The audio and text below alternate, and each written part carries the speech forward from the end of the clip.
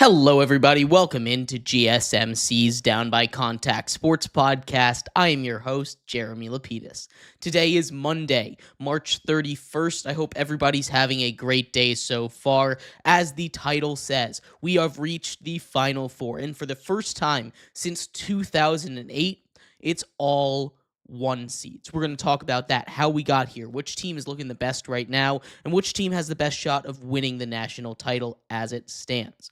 We're also going to get into a little bit of news surrounding the MLB. Opening weekend has come and gone, and there was a lot of hubbub made about the new bats that debuted specifically with the Yankees, but with a couple other teams as well over the weekend called the Torpedo Bats. We'll talk about them, if they're legal, what is going on with them over there, and everything else, as well as some NFL rules changes and Aaron Rodgers updates, of course, and much more. But before we get into any of that, remember, if you would like to be an even bigger part of the show than you already are, all you need to do is go to gsmcpodcast.net. Or if you're on YouTube, you can use that super chat feature. If you do either of those two things, a message should pop up on the bottom of the screen for you, me, and everybody else around the world to see.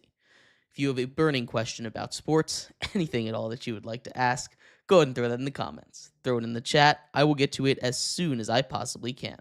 I appreciate everybody so much for sticking around, talking some sports with me here on a beautiful Monday, March 31st. But like I was saying, we are going to get into a little bit here on March Madness. We have our Final Four set, and for just the second time in the history of the tournament, we have all one seeds remaining. The first time, coincidentally, was also the last time it was in San Antonio in 2008 when 4 one seeds showed up, and we had an excellent Final Four, which is what we're counting on. Now, I've heard a lot of people say that this is the most boring of the outcomes. This is the most boring NCAA March Madness tournament there's ever been. This is the worst that has ever been. We're getting a bunch of blowouts, and yes, we sure are. But we have whittled it down to the top 4 teams. These teams are top 10 in KenPom offensive adjusted efficiency and defensive adjusted efficiency. All 4 of these teams are the best team in the nation. We had the top 8 teams in the nation last time in the last round. That didn't really lend itself to a lot of great games, but as we continue to whittle ourselves down, we get the best teams and the best players competing, and it's going to give us an opportunity to see the best on best that we don't often get to see when it comes to March Madness. So again, when we talk about, is this the worst March Madness of all time? This is the most boring March Madness of all time? No. Is it one of the chalkiest March Madnesses of all time? Yes, absolutely it is. You don't see 4 one seeds make it because it's tough to do in this sport, because there are lots of good teams, but also because the crop of one seeds this year are far and away some of the best crop of one seeds we have seen ever. I'm serious about that. This Duke team, for instance, not the number 1 overall seed in this tournament, is the second best team rated ever by KenPom. Ever. Second best team. That's how good this Duke team is heading into the tournament. There is a lot going in here, but we're going to break down how each team got here. We'll start off with the number 1 overall seed in the tournament, and that's Auburn. The number 1 overall seed and a team with the Player of the Year candidate in Johni Broome, right? Broome had a little bit of an injury issue in the game versus Michigan State, but he came back near the end, was still a little bit favoring one side, but he should be fine. That week off should do wonders for him. He's probably going to win this National Player of the Year, even over guys like Cooper Flagg. This is a Auburn team that has been to just 2 Final Fours in its entire team history. The last time was in 2019. Second time was this time. They've never made it past the Final Four. 0 national titles here. Of course, 2019, they lose by 1 to Virginia in the Final Four, well, on Virginia's route to winning their national title over there. Bruce Pearl has completely transformed this program. Like we said, Auburn, historically, not really the kind of team that's going to make these deep runs. We've seen now Bruce Pearl make 2 runs to the Final Four. Those are the only runs that they have ever made. But when we take a look at this tournament, they came in floundering a little bit. They had lost 3 of 4 they just weren't really looking their best. And it looked like it was going to be more of the same. Against Alabama State, they ended up winning that game by 20, but at halftime, they were dangerously close from going down into a deficit there. They still win 83-63. Then in the next round, they take on Creighton, a pretty tough team, but not the toughest of that 8-9 crop. It's one of those games where you like to see them play a little bit better, but they did play great down the stretch there, 82-70 in a 12-point victory. Then everything seemingly clicked in that second half against Michigan. Against Michigan, they completely shut them down in the second half. They couldn't get anything going. Michigan couldn't. And they end up beating them by 13 points, 78-65. And we saw more of the same. Against Michigan State, they jump out to an early 15-point lead, and they never look back. This is a really strong Auburn team, and they're playing some of their best basketball right now when it matters the most. That was Bruce Pearl. That was Tom Izzo's first loss ever against an SEC opponent in March. He's now 10-1 against SEC opponents in March. They advance to the Final Four. They're going to be taking on Florida, who has probably looked like the weakest one seed that we have seen in this tournament so far. They've already survived a couple of scary moments, not just one, but a couple. It survived UConn, a 77-75 victory in that one. They took an 18-4 run in the last 3 minutes of the Texas Tech game to beat them by just 5 points, 84-79. That was in the Elite Eight. In between those two games, you had Norfolk State, a 16 seed, which they took care of by almost 30 points, 95-69. Maryland, they took care of when Kevin Willard was having his issues, leaving the program, left with very loudly. It was a mess over there, 87-71 there. And now they're here. Like I've said, they've survived 2 tough games, but that can both help and hurt you, right? First of all, it makes you look a little bit weaker. But if there's one thing we know about this Florida team, it's that they're strong. They're led by Walter Clayton Jr., who is Mr. Clutch, taking some of the most insane shots that I've ever seen a player take, including that one massive three-pointer to keep them in that game against Texas Tech, where he dribbled out after getting an offensive rebound and did a 360 shot, crossing the three-point line. That was a wild decision. It worked, and now it's going to be a legendary moment, leading the Florida Gators to their 6th Final Four in team history. The last one they made was over 10 years ago, in 2014. They've only won 2 national championships, only been to 3, so they make it about half the time when they make it to the Final Four. 2 national championships. They were back-to-back in 06 and 07, and then they lost one a little earlier than that in 2000. But this is a team that is that strength is its depth. It's pretty good at everything, but you can't really get them out of their element. When they go to the bench, they still have a lot of really solid players that they can lean on. This is a team that's coached well. This is a team that just doesn't do anything poorly, and because of that, they were a 1 seed and a very dangerous one that was able to survive a Dan Hurley coached UConn team, a really good Texas Tech team that was looking like they were going to win that game before they were able to shut it down on defense. Now they draw Auburn. And that's going to be a really good matchup. I can't wait for these 1 seeds to clash because, like I said, these are the top 4 teams in the nation. But on the other side of the bracket, we've got Duke. Talking about the best 4 teams in the nation, Duke is playing like the best team in the nation right now. They have just dominated their way through the tournament, no less than 7 points as a deficit. In fact, that is the only game where they won by less than 10. That's crazy.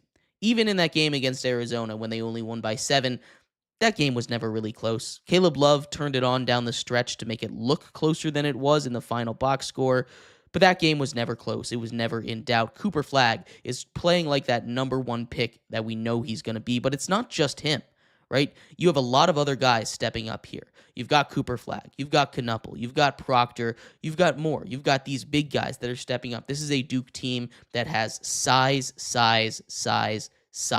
They've got everything you possibly could want out of a Duke team.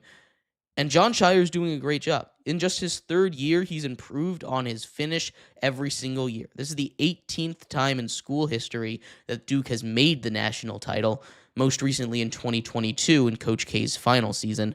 And then they've won 5 national titles, which honestly I thought they would have had more. But like I said, this is the 2nd best team in Ken Palm history, but John Shire's done an amazing job with this team.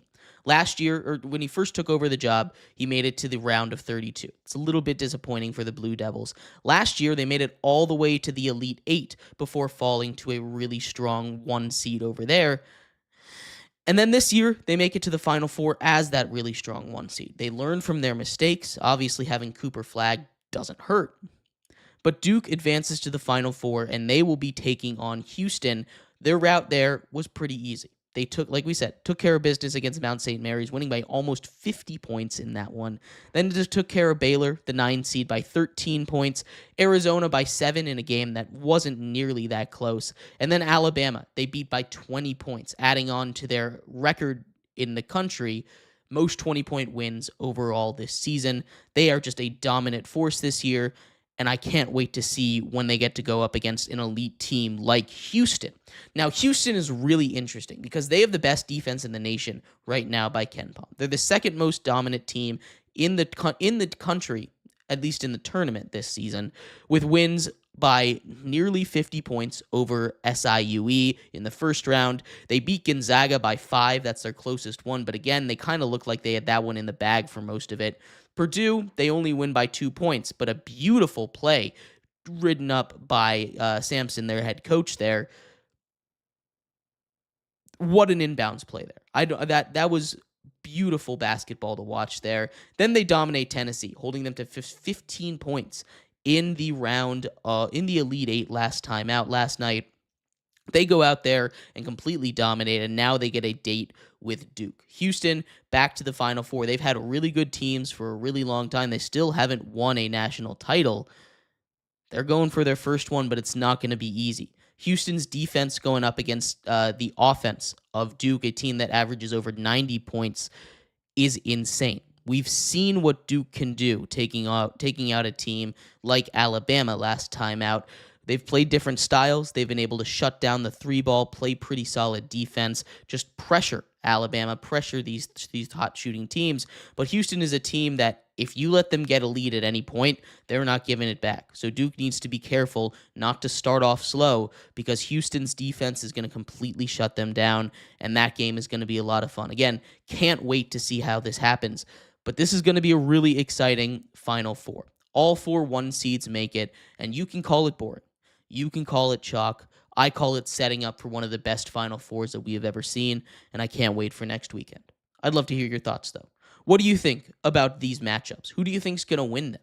What do you think about this year's March Madness, the Final Four being all 1 seeds? I'd love to hear your thoughts. We're going to take a quick break. When we come back, we turn our attention over to the Major League Baseball, right? Major League Baseball opening weekend has come and gone. We saw a new development for hitters. A lot of times these new developments come on the pitcher's side of things. We'll talk a little bit about the torpedo bat, what's next for it, for the Yankees, and much more coming up next here on GSMC's Down by Contact Sports Podcast. I feel like I'm losing my mind. Is everybody in the world blind?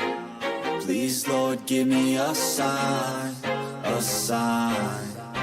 I feel like I'm losing my mind. Is everybody in the world blind? Please, Lord, give me a sign, a sign. I wanna be the greatest. Everybody on the fake shit. I look around and feel like everybody is the fakest. I make this every day and I'm impatient, hoping one day I blow up from the basement. Statement, the top is so vacant. I don't hear shit that I think is amazing. Waiting for my day when I'm playing sold out shows for 1,000 faces. Hey, give me that crown, get in my way and to be put down. It ain't your place, all this my town. If I want that shit, then I'll get it right now. I'm losing it, the noose it fits, I'm losing shit. A stupid myth, you choose to live or choose to dip. You choose to fight or lose your grip and lose a gift. I feel like I'm losing my mind. Is everybody in the world blind? Please, Lord, give me a sign, a sign. I feel like I'm losing my mind. Is everybody in the world blind?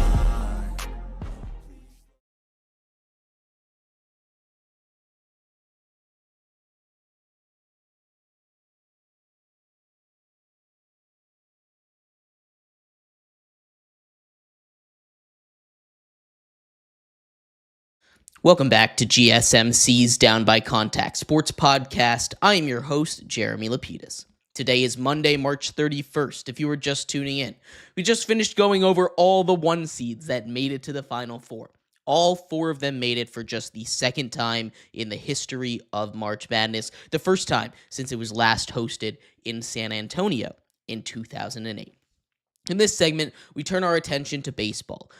Opening day weekend has come and gone, and we had some major developments, especially with the Yankees and their torpedo bats. We'll talk about that in a second, but before we do, remember, if you would like to be an even bigger part of the show than you already are, all you need to do is go to gsmcpodcast.net.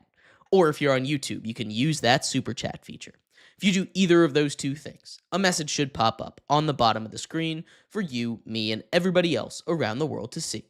If you do have a burning question about sports, anything at all that you would like to ask, go ahead and throw that in the comments. Throw it in the chat. I will get to it as soon as I possibly can. I appreciate everybody so much for sticking around, talking some sports with me here on a beautiful Monday, March 31st. But like I was saying, we are going to get into that torpedo bat. What does this mean for the MLB? First of all, let's take a step back. I've been calling this a torpedo bat for those who don't know. Obviously, you've got a bat. The New York Yankees hired a guy from MIT, a scientist from MIT, to create a brand new style of bat.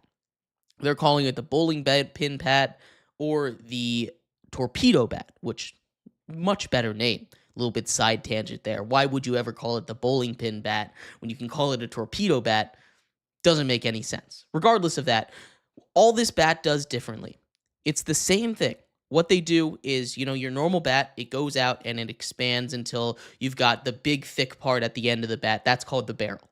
In the barrel, what they do, they're just sliding it down where the hitters are making more contacts. They took analytics, which, awesome. I'm not trying to nerd out over this a little bit, but the way that they're able to use analytics in sports nowadays is crazy, and it's super cool. You obviously need to have a balance of analytics and the eye test just to know what's going on, because numbers can lie. You have to be able to read the numbers correctly. You kind of have to know what works on the baseball field by watching that, or the football field, or any sport, but you can really use those numbers to your advantage, and this is an excellent example of that.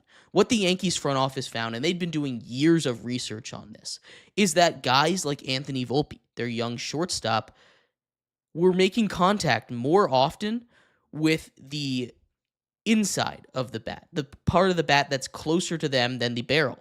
So all they did is they took the barrel, they slid it over just a couple inches so that his swing path, they didn't have to change his swing, do anything drastic like that, would naturally lead to more good contact. Hit the barrel, hit it further, and it has worked wonders. Now, I'm not going to sit here and say it's all the bat, because I think people are getting a little bit carried away with this. We saw this bat in spring training. We saw some people even using this bat last season. Regardless of that, this is huge. We haven't gotten a change to a baseball bat in forever. Now, a lot of people are saying it's cheating. It's not allowed. Let's take a look at what the rule says. The rule states a baseball bat, a player to be legal, has to be a single piece of wood, round, and that's important. It is round. The largest part of the bat can be no larger than 2.61 inches in diameter.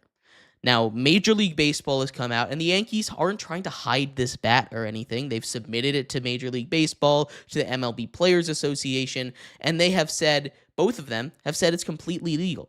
Now, the question of will they make a rule to get that out of there, I doubt it, because it's not the bat that's making it happen. Look, the Yankees hit 9 home runs in one day.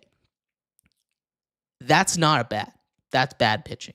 They then went to hit on 3 more home runs in the next 2 innings of the next game against the Brewers. The Brewers were throwing meatballs out there, right? Aaron Judge had 3 home runs in that day, a third of the home runs that were given up by the Brewers, and importantly, he did not use these new torpedo bats. So to say that this is ruining the sport, to say that this is going to make hitting so easy, it isn't. All it's doing is letting players that will get a natural advantage by using analytics, defensively, be able to use that offensively and not have to completely rework their swing, which is really cool to see. We see stuff like this in pitching all the time. They can track the spin numbers. They can figure out how to get better spin. Now you can adjust where the barrel is, and you can just keep your swing as natural as it is and just barrel the ball more, get better percentages of barrels, hit the ball further, hit the ball harder. But again, this is not going to change the way that baseball works. We were talking a lot about it today, and I've seen a lot of different discussions about it, saying, oh, it makes hitting too easy. People are going to shatter the home run record now. They're not going to do that. That's simply not going to happen. People are going to maybe hit more home runs, but that's not these people that need this bat switch. They're not going to go from 10 home runs to 50 home runs. They'll go from 10 home runs to 30 home runs, which is still an incredible uptick in home runs and power. I just don't think this is something that's really going to be too big of a deal. Bats change, gloves change, balls change, right? They changed the balls year over year, right? They had the whole thing where they were doing different cores in the baseball that were a little more bouncy a couple years ago, and it led to a boom back in 2019 in runs. And then they went back to the old balls, and they weren't flying as much in 2020. And then there's a whole mess. Baseball changes this stuff all the time. There's no reason why you should stop the growth of a sport. There's no reason why you should stop the innovation in a sport just because it's helping people and people don't have an answer to it yet. That's what happens as sports get played longer. People figure out how to be better at it, how to bring better tools to the game. There's nothing illegal about it. It's still a bat. They just move where the big bulge is in the bat from a straight line to just a little bit of a taper there at the end. That's all it is.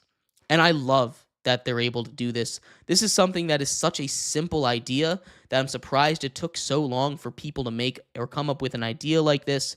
It's so cool, and I love the fact that people are moving on to this. But this is not something I expect to get changed. This is not cheating. This is just the evolution of bats. This is the evolution of the game. You ever go back in time and see the gloves that they were wearing back then? People would suck at playing defense nowadays if they were still wearing the gloves they were wearing in the 1920s. You need to be able to change the gear you have.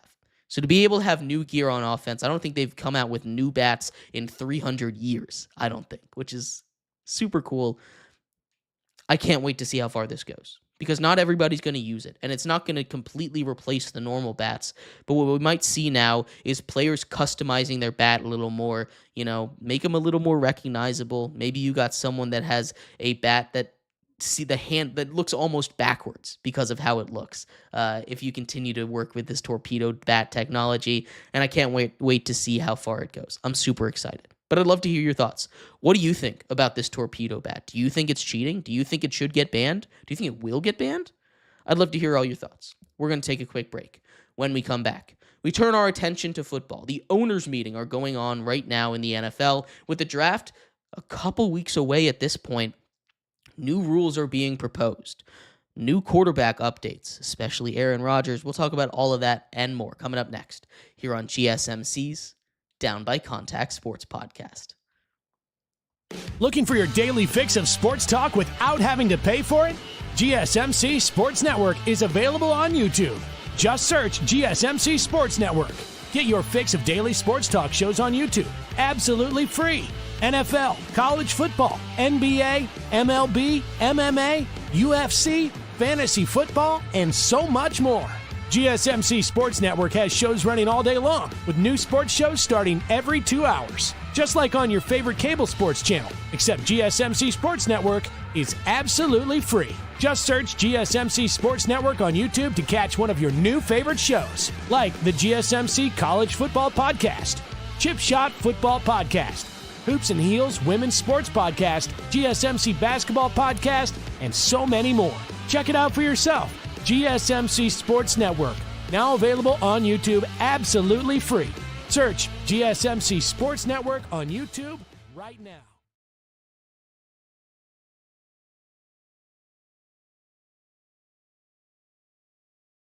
Looking for your daily fix of sports talk without having to pay for it? GSMC Sports Network is available on YouTube. Just search GSMC Sports Network. Get your fix of daily sports talk shows on YouTube, absolutely free. NFL, college football, NBA, MLB, MMA, UFC, fantasy football, and so much more. GSMC Sports Network has shows running all day long, with new sports shows starting every 2 hours. Just like on your favorite cable sports channel, except GSMC Sports Network is absolutely free. Just search GSMC Sports Network on YouTube to catch one of your new favorite shows, like the GSMC College Football Podcast, Chip Shot Football Podcast, Hoops and Heels Women's Sports Podcast, GSMC Basketball Podcast, and so many more. Check it out for yourself. GSMC Sports Network, now available on YouTube absolutely free. Search GSMC Sports Network on YouTube right now. Welcome back to GSMC's Down by Contact Sports Podcast. I am your host, Jeremy Lapidus. Today is Monday, March 31st, if you are just tuning in.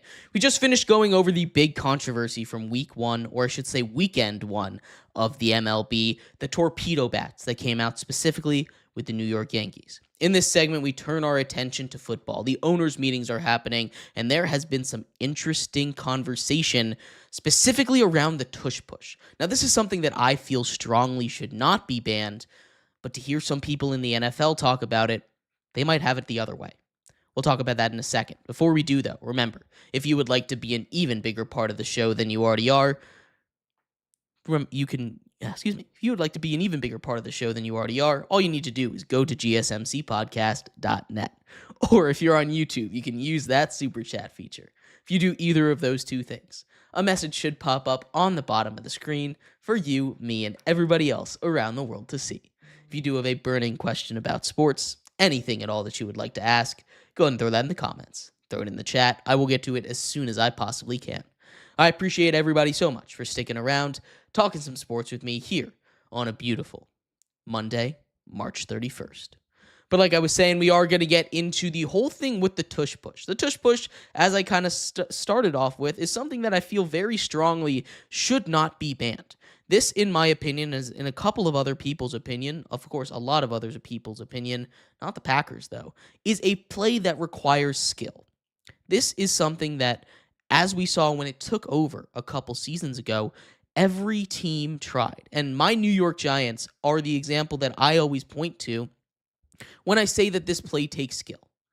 Because they tried this play. Believe me, I have seen it tried by the Giants a million times. It simply did not work. What the Eagles were able to do with this play, and the reason it's taken off like it did, is for a couple of very specific reasons. And it's for a couple of very specific players, really, more than reasons. It's Jalen Hurts, a specimen of a quarterback, a guy that can bench almost 700 pounds, or squat almost 700 pounds. It's ridiculous. Then on top of that, you have an offensive line that was, when it first came out, led by one of the best centers ever in Jason Kelce, who could get low and was just a guy that could move men, as well as Lane Johnson, a lot of other guys on that line that could just move people. Jason Peters as well. All these guys that could just move people. The Philadelphia offensive line still has not changed. It's still a line that can move mass. That's what they can do. And when you have a guy that can squat 600 pounds, 700 pounds behind him, that just makes it all the easier. Now, one thing that I do found really interesting is the fact that teams don't recognize this, especially a team like the Bills. And that's the one that made me kind of puzzled a little bit because, of course, the Packers proposed banning the tush push. They said it doesn't require skill. It's too easy. No, it causes injuries. Studies showed that it did not cause a single injury. Not one injury was caused from the tush push. That's the reasoning. And it slows the pace of the game. But that was only slowed the pace of the game one time, when Frankie Louvu was jumping over the line 4 or 5 times in a row. That doesn't happen all that often. So there's a couple guys that came out against the tush push at the owners' meeting. First of all, Sean McDermott. How about that? That one is shocking to me. Sean McDermott is one of the few people that has come out against the tush push which doesn't make any sense because I talked about having to have a special athlete at the quarterback position to make this work. Jalen Hurts is for sure one of them. The only other one in the league that I can truly think of as a super effective tush-push guy would be Josh Allen. And the fact that Sean McDermott, head coach of the Buffalo Bills, is so adamantly against the tush-push is shocking to me. Now, he's the only one of the major people that came out and was asked about it that was against it, but it just doesn't make any sense because he's one of the guys that can benefit from this. Every other guy, the Lions GM, the Colts GM, DeMeco Ryans, the head coach of the Houston Texans, these guys, they're all for the tush-push. They're saying, yeah, it takes skill. Yeah, it takes a certain amount of player. People are saying, if you had to ban every single good play, you might just have to ban Lamar Jackson from running, stuff like that. But the fact that this even has a little bit of traction is a little bit concerning to me. I'm not one to say, oh, it's going to be a slippery slope. You ban this one play, then, oh, what are they going to do? Are they going to ban QB sneaks? Are they going to ban the fly route? What are they going to ban screen passes? No. Obviously, it's not going to go that far. And I'm not trying to be hyperbolistic about this. But what I am going to say here is the fact that this is not an issue in the NFL. There are for sure issues in the NFL. The kickoff still needs a little bit of help. The kickoff still needs to be messed with, for sure, a little bit. It's not perfect. There's the injury problem on a lot of other plays that does need to be addressed. And there's a whole lot of other issues that I'd like to see addressed, like maybe, putting a chip in the ball so you can measure it more accurately, maybe changing the overtime rules a little bit even in the regular season so we don't get ties, because ties are stupid and there shouldn't be ties in sports. There just shouldn't be ties. The NFL is literally the only sport, the only American sport, I should say, that has ties. Soccer obviously has ties, but it's soccer and it's not one of the American sports. So just get rid of ties. Ties are dumb. We don't need them. We do not need ties in the regular season. Just figure something out to get over that. But banning the tush push is not an issue. There are lots of other things that should be fixed about the game of football. But if they go out and the competition committee says that the tush push is too dangerous, they're lying. They just want to get it out of there because they don't have the players to get it done, and they're tired of getting it run against them. Figure it out. There's a way to stop it. There's a way to stop everything. The Philadelphia Eagles won't be able to do this forever. The offensive line is going to lose some juice. Jalen Hurts is going to get some age behind him, and he won't be able to be as powerful anymore, right? This is not going to be a dominant play for the Eagles for the next forever. It could be, but I'm willing to bet a lot of money that it won't be a dominant play for them 10 years from now. We'll see what happens. But this is not a big issue that needs to be banned, and the fact that the Packers are getting some support from around the league, especially from a guy like Sean McDermott, is especially shocking to me. But I'd love to hear your thoughts. What are some rule changes you would like to hear?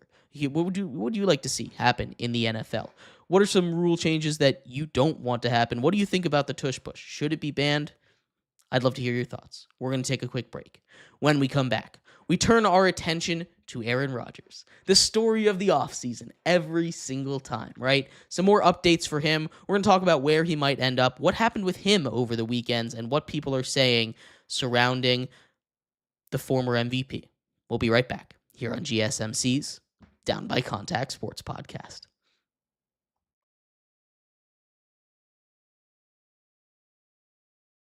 For the best and latest podcasts available anywhere, go to the podcast app on your cell phone and type in GSMC to access free content-rich podcasts on health and wellness, book reviews, sports, entertainment, relationships, social media, movies, technology, finance, and even weird news. Subscribe and download the GSMC Podcast Network's family of shows, available everywhere podcasts are found.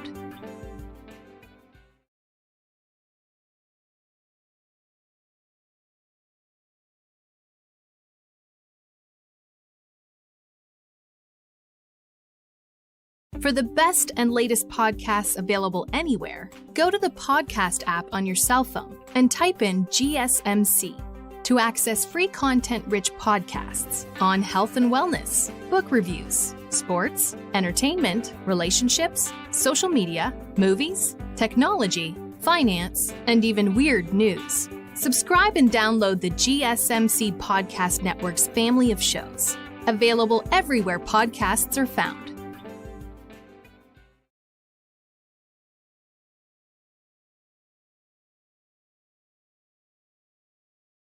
Welcome back to GSMC's Down by Contact Sports Podcast. I am your host, Jeremy Lapidus. Today is Monday, March 31st. If you are just tuning in, we just finished talking about the tush push, whether or not it should be banned, and who's saying it should be, who's saying it shouldn't be.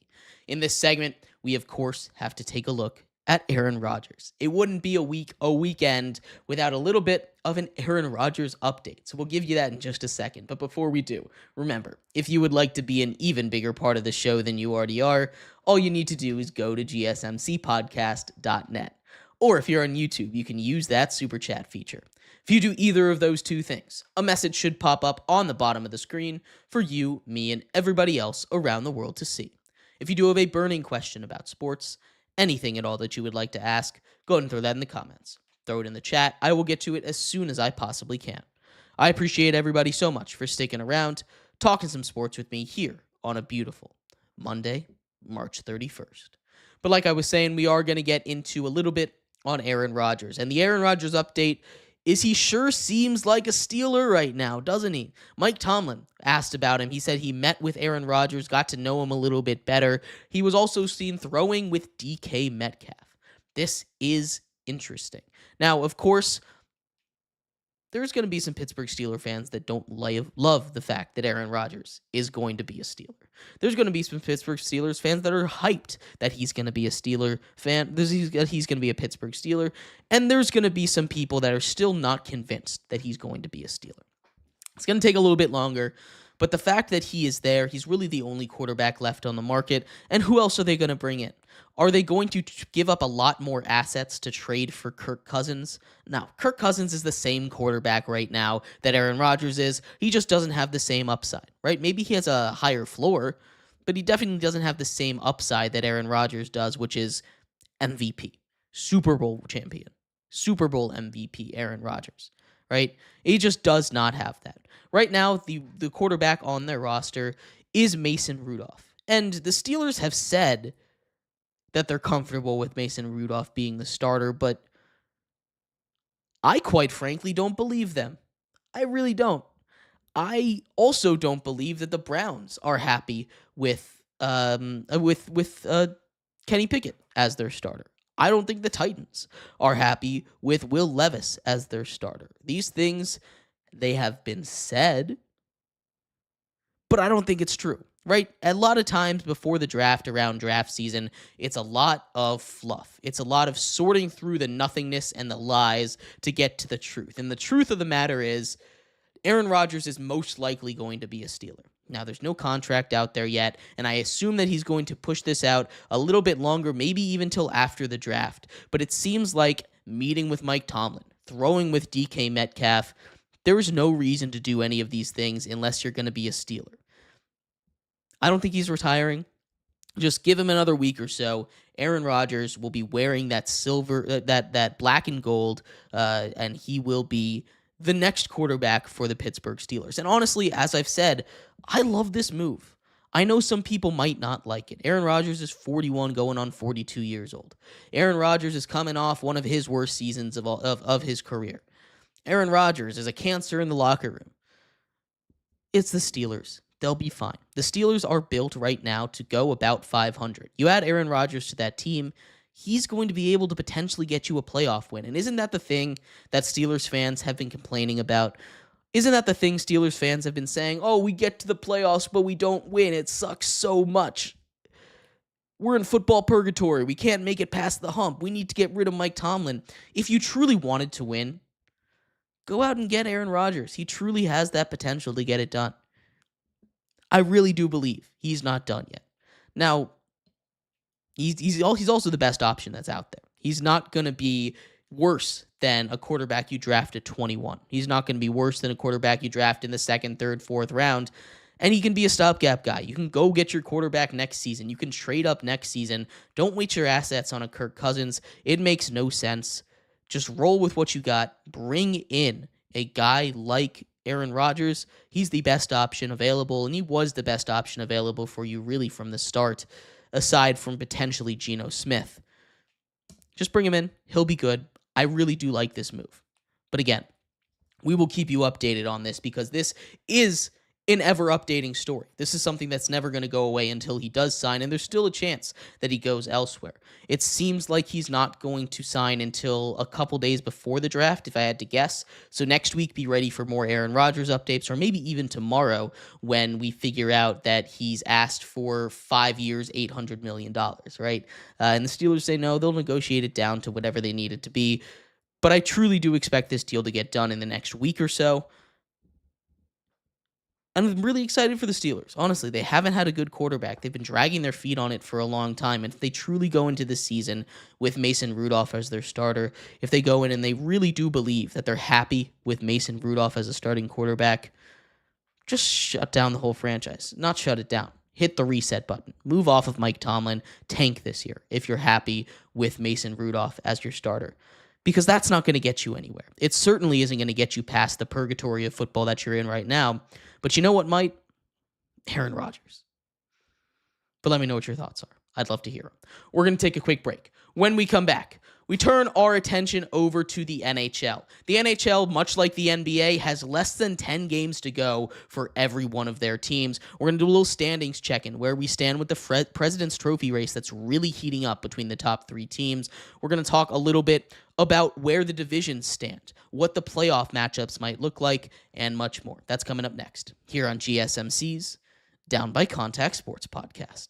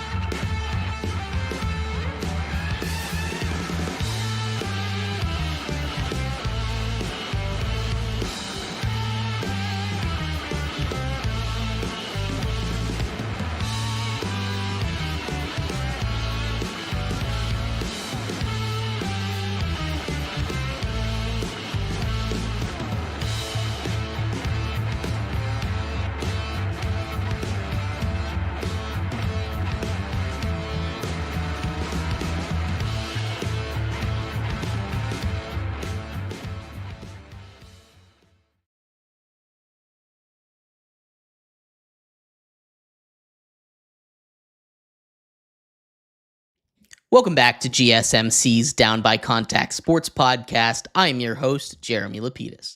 Today is Monday, March 31st, if you are just tuning in. We just finished going over the Aaron Rodgers updates. The saga continues. We'll keep you updated on that. In this segment, we turn our attention over to hockey. Much like the NBA, less than 10 games to go. We're going to do a little bit of a check-in right before the playoffs start. 3 teams have clinched. We'll talk about that in a second. But before we do, remember, if you would like to be an even bigger part of the show than you already are, all you need to do is go to gsmcpodcast.net. Or if you're on YouTube, you can use that super chat feature. If you do either of those 2 things, a message should pop up on the bottom of the screen for you, me, and everybody else around the world to see. If you do have a burning question about sports, anything at all that you would like to ask, go ahead and throw that in the comments. Throw it in the chat. I will get to it as soon as I possibly can. I appreciate everybody so much for sticking around, talking some sports with me here on a beautiful Monday, March 31st. But like I was saying, we are going to get a little bit into the NHL. The season is wrapping up, and the Stanley Cup, you can see it right around the corner. It's coming.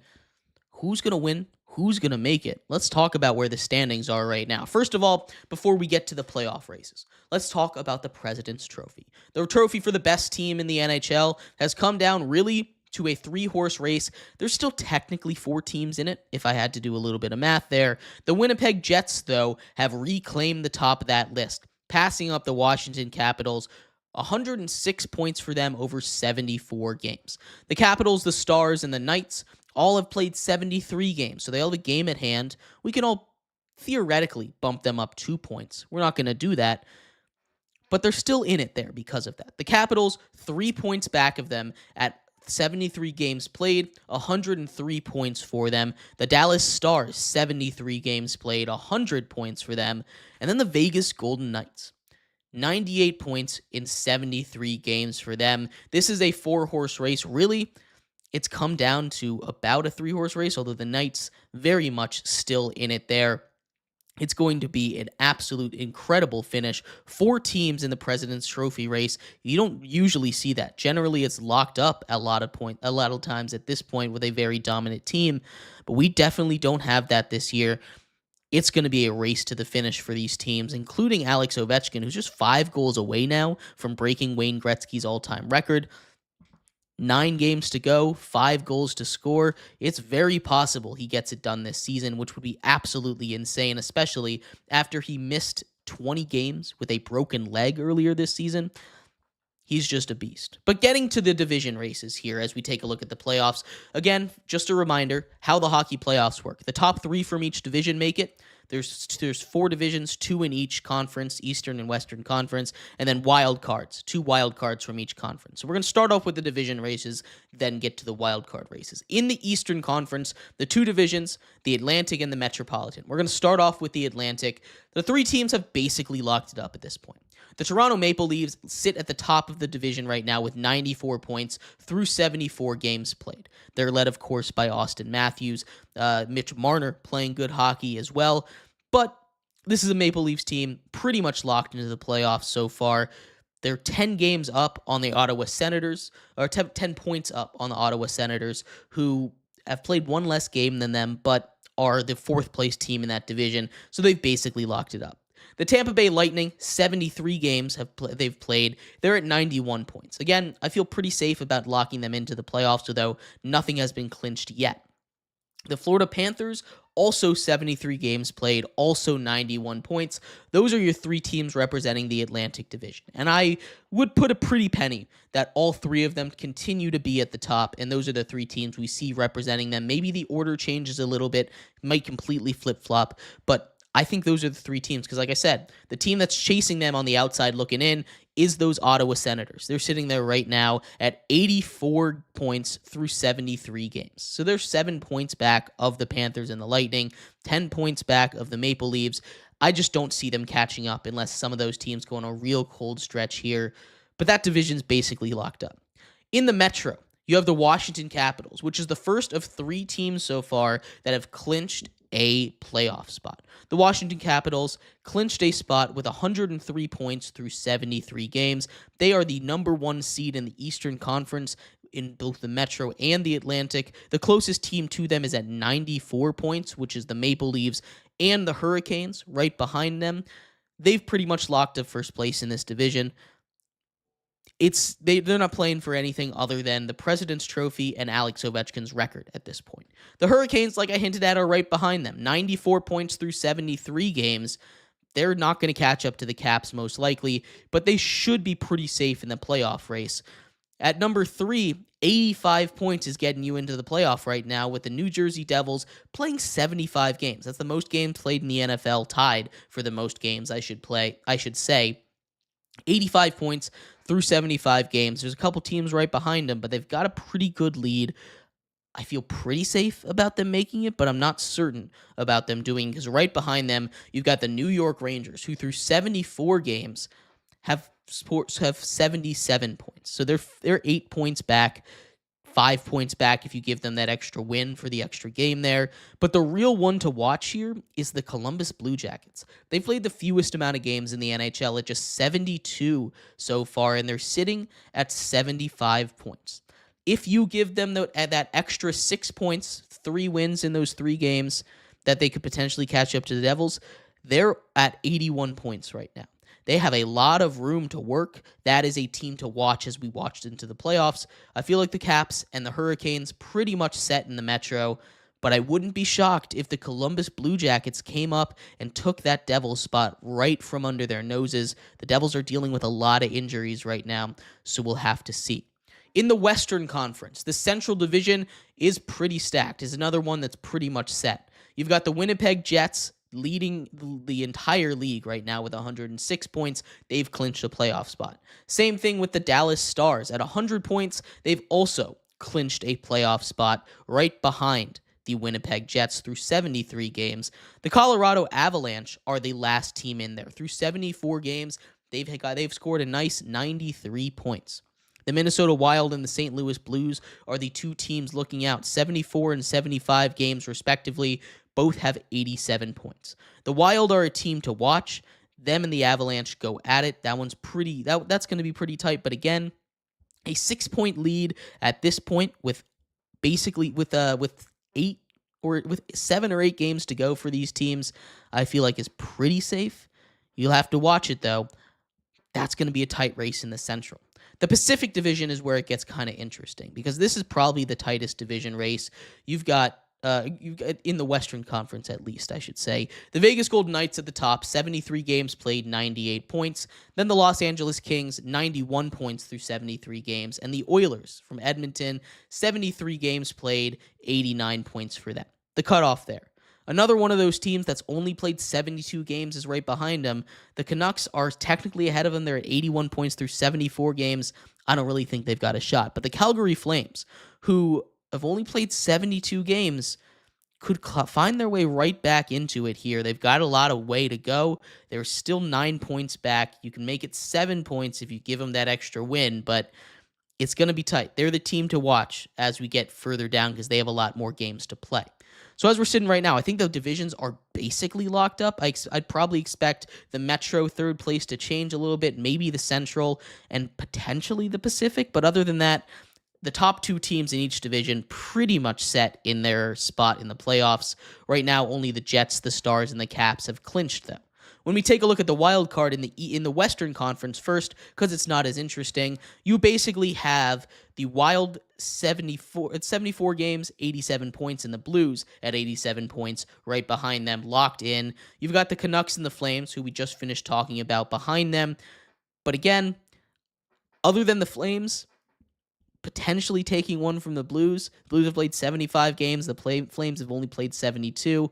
So 7 points really isn't that big a deal. That's the one to watch. But I'd feel pretty confident about the Wild and the Blues making it in. I don't think the Flames have it in them to go on some kind of run here down the stretch. The Eastern Conference is super fascinating, though. Right now, you've got the Ottawa Senators, who I would say have basically locked up a spot. Unless they go cold. They didn't score a goal against the Penguins last night. That one sucks for them. They needed that one pretty badly. They did get the overtime point, though, so they didn't go home empty-handed. But the Ottawa Senators here at 84 points, I feel pretty safe about logging them into the playoffs. But that second wildcard spot in the East is a mess. The Canadiens at 77 points and only 73 games played have it locked up. The Rangers, 77 points in 74 games, are behind them. That's going to be a tight one. The Blue Jackets, 72 games, again, the one to watch, are only 2 points back of the Rangers and the Canadiens with a couple games in hand for both of them. The Red Wings at 74 points. The Islanders also at 74 points are a couple dark horse teams to watch. And the team that would really shock me if they got in was the Pittsburgh Penguins. They've played 75 games and they're still at 71 points. I just don't really see them finding a way in. Maybe they do. This is the most interesting thing to watch down the stretch in hockey. Who's going to take that Eastern wild card final spot here to play the Capitals, most likely? I'm thinking it's probably going to be the Rangers, but again, watch those Blue Jackets. They have a lot of leeway. They've only played 72 games. 9 games to go is a lot better looking at the standings than just 7 games or 8 games. That's going to mean a lot. Overall, I think I'm leaning towards the Senators and the Rangers getting in, but it sure is going to be very close down the stretch. There's a lot of big games to pay attention to, but I'd love to hear your thoughts. Who do you think gets in in the NHL playoffs? And who do you think wins the NHL Stanley Cup? I'd love to hear your thoughts. We're going to take a... Excuse me. And thank you, everybody, so much for tuning in to today's episode of GSMC's Down by Contact Sports Podcast. I have been your host, Jeremy Lapidus. We will be back tomorrow talking all things sports. We're going to talk about all the major baseball action from around the world. We'll talk a little bit about the NFL owners meeting, stuff coming out of there, and much more. I'll see you then. Bye-bye.